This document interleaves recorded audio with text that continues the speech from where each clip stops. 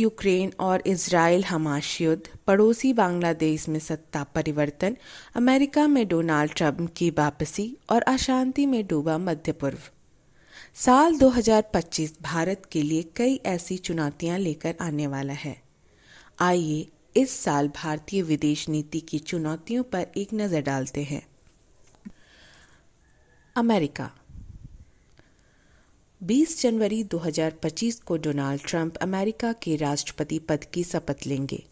24 से 29 दिसंबर तक भारतीय विदेश मंत्री अमेरिका के दौरे पर थे। यहां उनकी मुलाकात अमेरिकी विदेश मंत्री एंथनी ब्लिंकन और राष्ट्रपति बाइडेन के राष्ट्रीय सुरक्षा सलाहकार जेक सुलिवन से हुई। बाइडेन प्रशासन में दोनों देशों के संबंध गहरे हुए, लेकिन अमेरिकी जमीन पर खालिस्तान समर्थक नेता गुरपतवंत सिंह पन्नू की हत्या की कथित कोशिश के आरोपों ने तनाव बढ़ा दिया है, जो फिलहाल जारी है। दूसरी तरफ अमेरिका में भारतीय बिजनेसमैन गौतम अदानी पर एक आपराधिक मामला दर्ज किया गया है।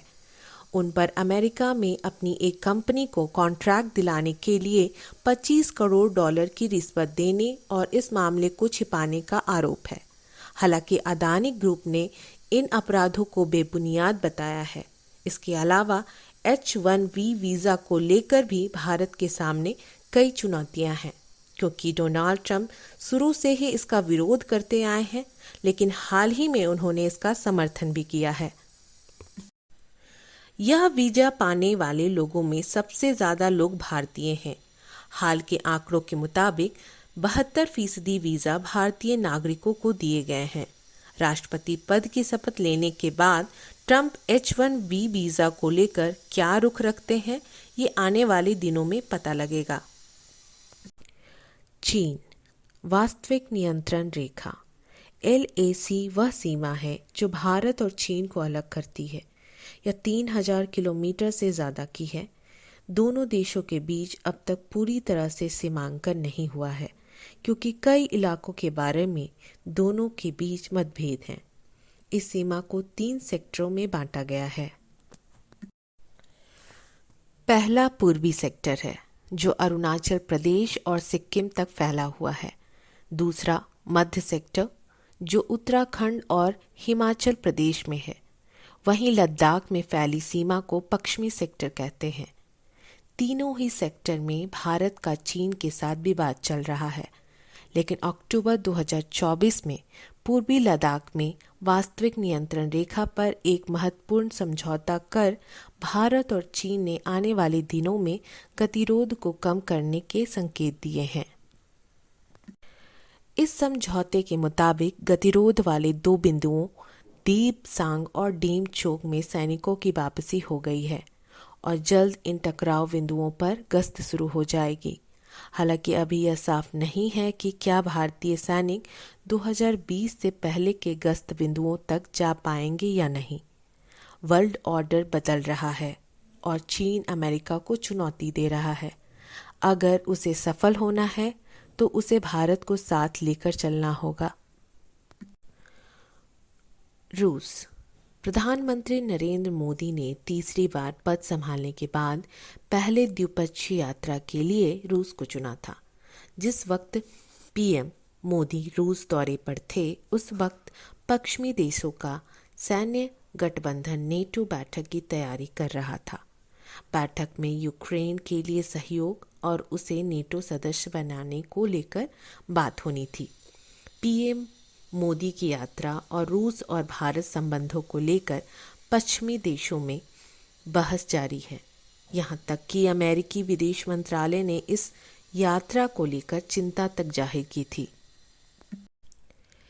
इसके दोनों नेताओं की मुलाकात ब्रिक्स शिखर सम्मेलन में हुई, जिसके बाद डोनाल्ड ट्रंप ने ब्रिक्स देशों को डॉलर का विकल्प तलाशने के बारे में कड़ी चेतावनी दी। ट्रंप ने कहा कि डॉलर का विकल्प तलाशने की कोशिश कर रहे ब्रिक्स देशों पर 100% टैरिफ लगाया जाएगा। फरवरी 2022 में शुरू हुई रूस यूक्रेन युद्ध के बाद से रूसी राष्ट्रपति व्लादिमीर पुतिन ज़्यादातर पश्चिमी देशों के निशाने पर हैं और रूस कड़े आर्थिक प्रतिबंधों का सामना कर रहा है।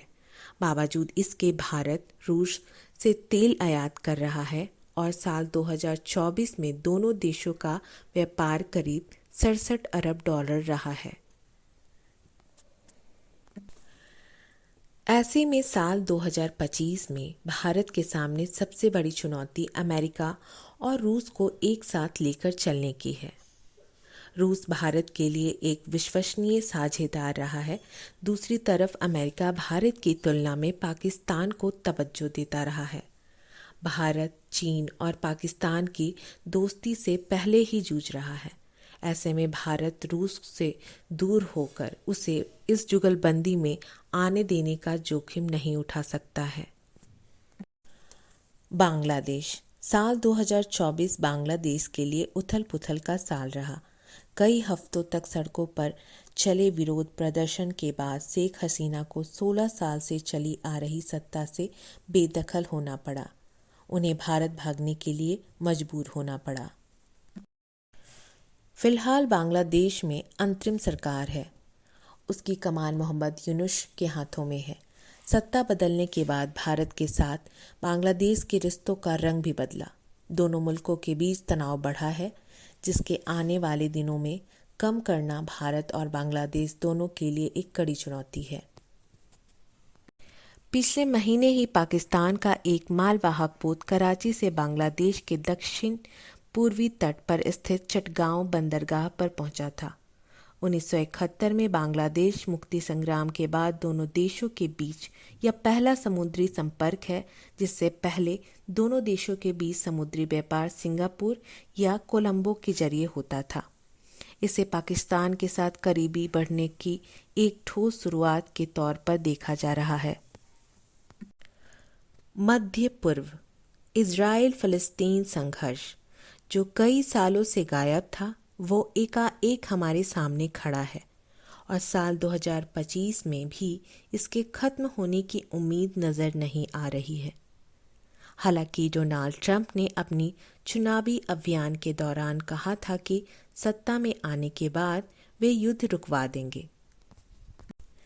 इस युद्ध में 41,000 से ज़्यादा फ़लस्तीनियों की मौत हुई है और करीब 20 लाख लोग गजा छोड़कर दूसरी जगह आश्रय लेने को मजबूर हुए हैं। दूसरी तरफ संघर्ष के पहले दिन यानी 7 अक्टूबर 2023 को 1200 से ज़्यादा इजरायली नागरिक मारे गए थे। तब से लेकर अब तक इजरायल अपने 350 से ज़्यादा सैनिकों को गंवा चुका है। ईरान समेत मध्य पूर्व के कई देश इस युद्ध में शामिल हो चुके हैं। इस युद्ध को रोकने के अमेरिकी प्रयास भी साल 2024 में सफल नहीं हो पाए हैं। वर्तमान भारतीय सरकार की नीतियों में इजरायल का एक महत्वपूर्ण स्थान है, परंतु मध्य पूर्व में लंबी अशांति का भारतीय अर्थव्यवस्था पर गहरा नकारात्मक प्रभाव पड़ सकता है।